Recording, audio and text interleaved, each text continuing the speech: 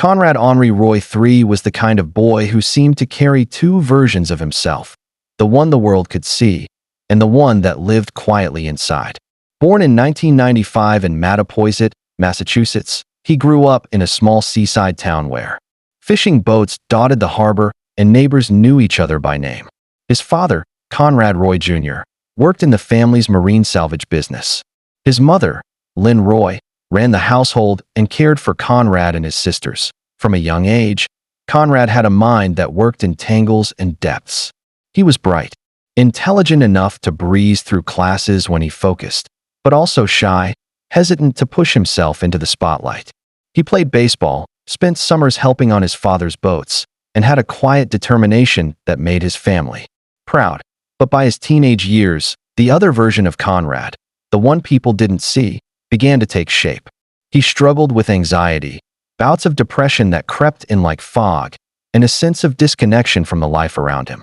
Friends described him as a good listener and a nice guy, but some noticed he seemed far away at times, like his mind was elsewhere. In high school, he was bullied, teased for being quiet, for not always fitting in. He worked hard to mask it, taking on honors classes and extracurriculars. But the loneliness still followed him. After graduating in 2014, he had plans. He'd been accepted to Fitchburg State University to study business and wanted to eventually take over the family salvage company. Yet, even with his future mapped out, the weight inside him hadn't lifted. That was when Michelle Carter entered his life. They met in 2012 while both were visiting relatives in Florida. She was from Plainville, Massachusetts, about an hour away, and like Conrad, she carried a blend of charm and insecurity. They exchanged numbers, and over the next 2 years, their connection unfolded mostly through text messages, Facebook chats, and the occasional in-person meeting. Michelle was blonde, outgoing on the surface, but often lonely. She struggled with her own mental health, cycling through antidepressants, wrestling with an intense need for attention and validation. Conrad seemed to fill that void. She liked his gentleness, his way of listening. He liked that she seemed to understand him when others didn't. But their relationship existed almost entirely in a digital echo chamber, one where emotions looped endlessly, where both could project the versions of themselves they wanted the other to see. And in that echo chamber, their darkest thoughts found room to grow. To be why the summer of 2014, Conrad's depression had deepened. He'd attempted suicide before, something Michelle knew about. At first, she urged him to seek help, told him he could get through it. But slowly, over months of constant messaging, her tone began to shift. Instead of talking him out of it, she began talking him into it. By June 2014, Conrad's texts to Michelle had become confessions of a boy slipping further into despair. He spoke about feeling trapped, about his fear of failing, about the pain of waking up each day with no sense of purpose. First, Michelle responded with comfort. "You're strong, Conrad. You can get through this. Think of all the people who love you." But her replies began to change. The encouragement gave way to agreement, then to reinforcement. She began framing suicide not as a thing to avoid, but as a solution, an act of relief, even bravery. "If you really want to do it, you just have to do it," she wrote in one message. "No more pushing it off. You keep saying you're going to do it, but you never do." Conrad told her about the doubts that would creep in when he thought about following through. He said he didn't want to hurt his family, that he wasn't sure if he was ready. Michelle's responses chipped away at that hesitation. She told him his family would get over it, that they would move on, and that they'd be okay in time. They began talking about methods. Conrad researched lethal gas, carbon monoxide poisoning, and told Michelle he thought it was the least painful way. She agreed, even suggesting ways to make it go smoothly. Over hundreds of messages, the conversations became disturbingly practical. They discussed the type of water pump he'd need, how to rig it to his truck, where to park so no one would interrupt. She encouraged him to write goodbye letters. She reassured him that his pain would end. Sometimes, Conrad would still back away.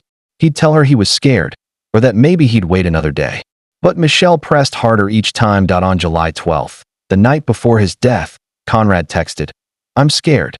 Michelle replied, "You've been saying you're going to do this for weeks now. You just need to do it, Conrad. No more excuses." The next day, July 13th, 2014, began like any other in Mattapoisett. Summer sun on the harbor, gulls cutting across the sky. Conrad ran errands with his mother. He saw his sisters. He was quiet, but no one sensed that this would be his last day alive. That evening, he drove his black Ford F-250 to the Kmart parking lot in Fairhaven, a few miles away. Inside the cab, he'd placed the water pump he'd bought, running a hose from the exhaust pipe into the truck. Michelle texted him throughout the evening, asking where he was, if he was going to do it. Around 6:30 p.m., Conrad texted, scared again. Michelle replied, you just have to do it, babe. You can't think about it anymore. You'll be happy in heaven. No more pain. Sometime after 7 p.m., the pump was running. The carbon monoxide began to fill the cab. And then, in those final moments, Conrad stepped out of the truck. He called Michelle. He told her he couldn't go through with it. He was panicking. This was the moment when Michelle could have told him to walk away. She could have called his parents. She could have saved his life. Instead, she told him to get back in. One of the most chilling pieces of evidence in the case. Michelle later admitted in a text to a friend, I could have stopped him. I was on the phone with him and he got out of the car because it was working and he got scared. And I told him to get back in. He did. By 8 p.m., Conrad Roy III was dead. The July evening air was cooling when a Fairhaven police cruiser rolled into the Kmart parking lot. It was just before 8:30 p.m. A caller had reported a suspicious black Ford F-250 idling in a far corner of the lot, windows fogged, unmoving for hours. When the officer approached, the truck's engine was off.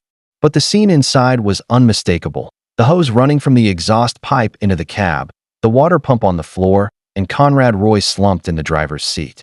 His phone lay face up on the console, its screen dark. The officer called it in, and by the time paramedics arrived, there was no doubt. Conrad was gone. When police notified Lynn Roy, her shock was instant and total. She had seen her son that very morning, his voice quiet, but his presence solid. She'd noticed no goodbye in his eyes, no finality in his words. In the hours that followed, word rippled through Mattapoisett. Family, friends, neighbors, and former classmates posted condolences online, their messages filled with disbelief. Conrad was only 18. He had a future mapped out. Michelle Carter posted on Facebook that night too. I will forever remember your beautiful smile, Conrad. You will always be in my heart. Her words were tender, her public grief genuine seeming, the kind of message you might expect from a grieving girlfriend. She texted friends that she was devastated, that she wished she'd done more, that she couldn't stop crying. But behind the scenes, her messages told a different story. 2 days after Conrad's death, Michelle texted a friend, I could have stopped him, but I didn't. I told him to get back in the car. The friend was confused, even alarmed. She pressed Michelle on why she hadn't tried to save him. Michelle responded that she believed it was his time, that he'd been suffering too long. She framed her role as helping him find peace. But her messages began to take on a strange tone in the weeks that followed. She texted classmates, encouraging them to attend a charity softball tournament she was organizing in Conrad's honor. She told people she felt like his death had given her a new purpose, to raise awareness about suicide. To some, it seemed admirable. To others, it felt performative. And then, almost 3 months later, police got a search warrant for Michelle's phone. The contents changed everything. Detectives scrolling through thousands of texts between Michelle and Conrad saw the progression, from initial concern to encouragement to outright pressured. In the days leading up to his death, Michelle repeatedly pushed him to follow through.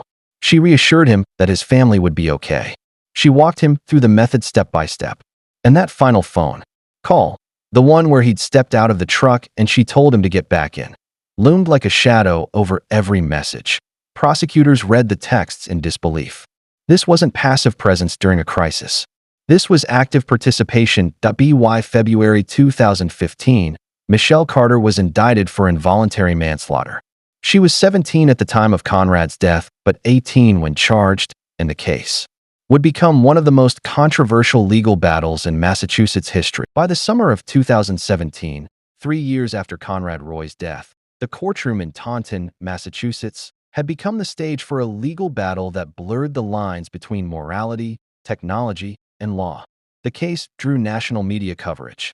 Cameras weren't allowed inside, but the details flowed out daily, each new revelation feeding an already fierce public debate. Michelle Carter, now 20 years old, entered the courtroom in a conservative black blazer, her blonde hair pulled into a neat ponytail. She looked small at the defense table, dwarfed by the weight of the charge against her. Involuntary manslaughter. The prosecution's theory was straightforward but groundbreaking. Michelle's words had killed Conrad. Not physically, but through relentless psychological pressure that convinced him to go through with suicide when he might have otherwise walked away. Her lawyers argued the opposite, that Conrad's decision was his own, that Michelle's texts were protected under the First Amendment, and that blaming her for his death was overreach. The trial was decided by a judge, not a jury, a bench trial that would hinge on legal interpretation as much as emotional impact. Assistant District Attorney Mary Claire Flynn began by laying out the timeline: years of digital communication, hundreds of text messages, the detailed planning of Conrad's death, and the chilling moment when Michelle instructed him to get back in the truck. The courtroom went silent as Flynn read one of the most infamous messages aloud. "You can't think about it. You just have to do it." She described Michelle's role as a constant drumbeat of coercion, painting her not as a passive listener, but as the orchestrator of the final act. The defense countered with a different picture of Michelle: a lonely teenager struggling with her own mental illness, taking psychiatric medication that could have impaired her judgment. They argued that Conrad had been suicidal long before Michelle entered his life, and that his death was ultimately the result of his own choices. But the text told a story that was hard to dismiss. That on June 29, 2014, Michelle wrote, "You need to just do it, Conrad. The more you wait, the harder it's going to be." On July 4th, "If you really don't want to live, then stop waiting and just do it." And then the admission to her friend after his death: "I told him to get back in. I could have stopped him, but I didn't." Psychological experts took the stand to explain the concept of coercive control, the idea that Michelle's repeated messaging had created a kind of mental trap for Conrad, closing off other options in his mind. The defense called their own experts, who emphasized that Conrad's suicidal ideation predated Michelle's influence.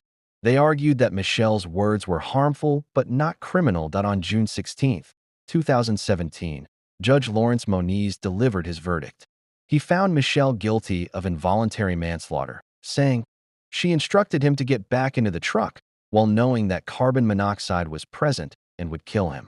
This court has found that her actions constituted wanton and reckless conduct, and that her actions caused the death of Mr. Roy. Michelle Carter was sentenced to 2.5 years in prison, with 15 months to be served and the rest suspended.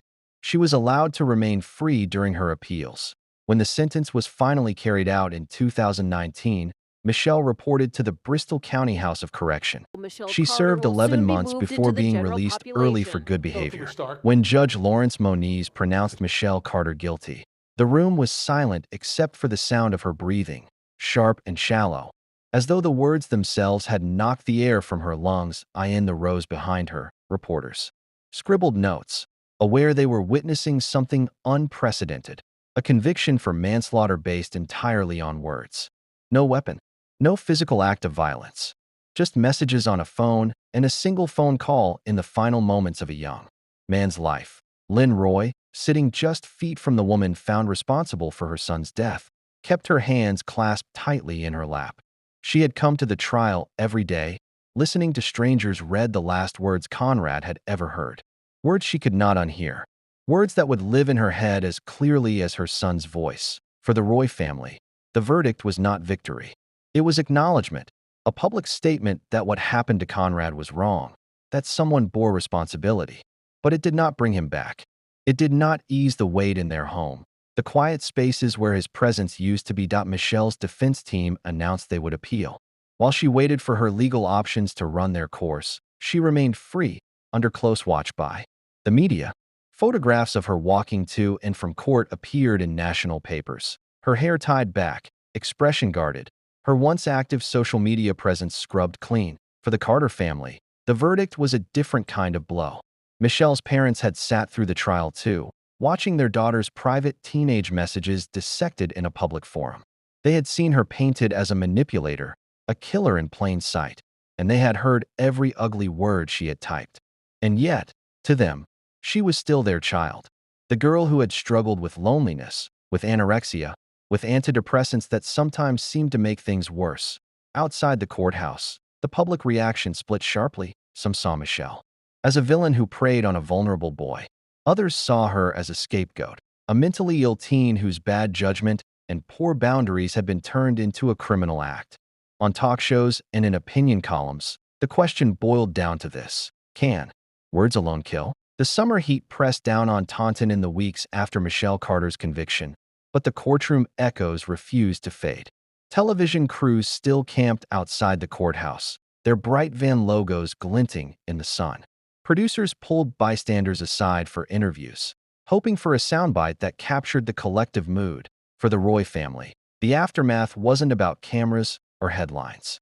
It was about walking into Conrad's bedroom and finding it exactly as he'd left it: the neatly folded blankets, the baseball glove on his dresser, the half-filled notebooks with fragments of thoughts and unfinished sentences.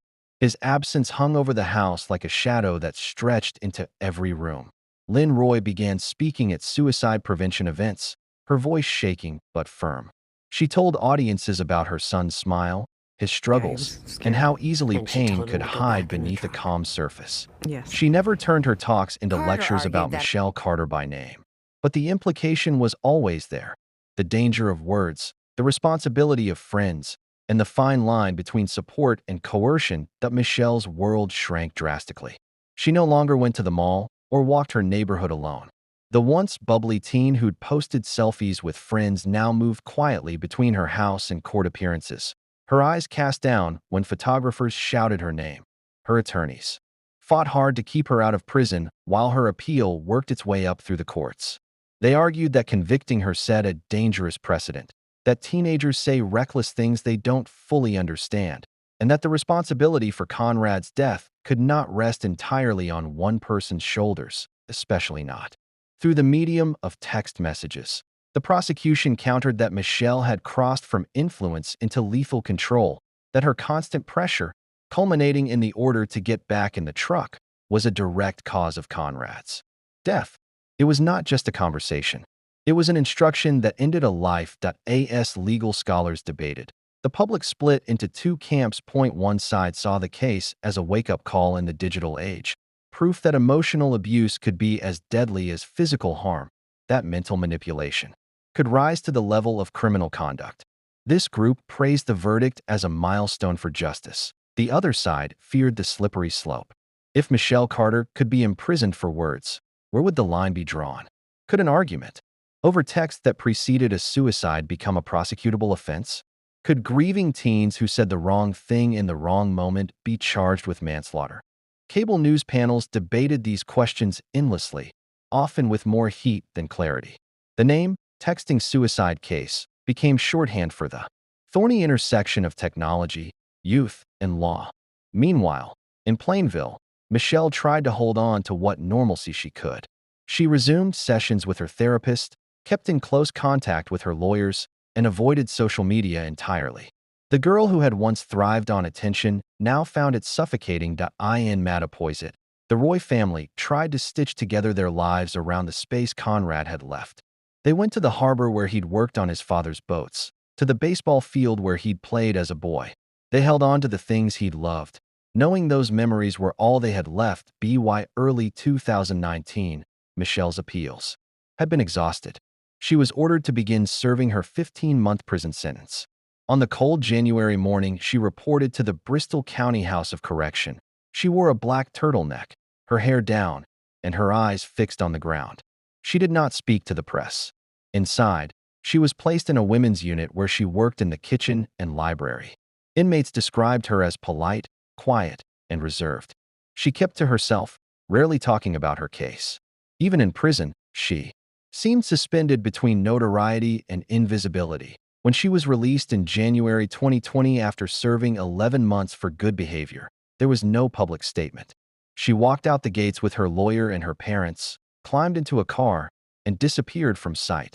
The debates her case sparked, however, did not disappear. Law professors still cite Commonwealth versus Michelle Carter in discussions of digital age Criminal law. Suicide prevention advocates still use Conrad's story as a reminder of how easily intervention can fail when the wrong voice is on the other end of the line. And for those who love Conrad Roy III, the outcome was never about legal precedent. It was about a life cut short, a future erased, and a grief that no verdict could ease. By the time the news vans rolled out of Taunton and the courtroom seats were emptied, the texting suicide case had already entered the archives of American true crime. For many, it would always be a strange, uncomfortable story, a tragedy, born not of gunfire or knives, but of sentences typed into a phone.in the Roy household. There was no sense of finality. The verdict, the sentencing, even Michelle Carter's release, none of it restored what had been lost. Conrad's absence was a quiet constant. His family found themselves remembering small things more than anything else. The way he'd grin when a joke landed just right, the pride in his voice when he talked about working on the boats, the calm of a summer night spent near the water. For Michelle Carter, freedom after prison did not mean freedom from the weight of her actions. She stepped back into a world where her name was synonymous with moral outrage. Every move she made was shadowed by the past, a past preserved in thousands of words she could never take back. The case left a deep imprint on the law, on mental health discussions, and on the way the public thought about responsibility in the digital age. It blurred the lines between influence and coercion, between free speech and lethal persuasion. It showed that harm doesn't always come from a weapon in the hand. Sometimes it comes from the voice in your ear, telling you to keep going when you should stop. In the end, the story of Conrad Roy III and Michelle Carter was not just a courtroom drama. It was a reminder of the fragility of the human mind, the power of connection for better or worse, and the devastating cost when that power is misused. The texts were sent, the words were spoken, and the moment came when Conrad could have walked away. Instead, he got back in the truck, and nothing, not the verdict, not the prison sentence, not the endless debates, could undo that final choice.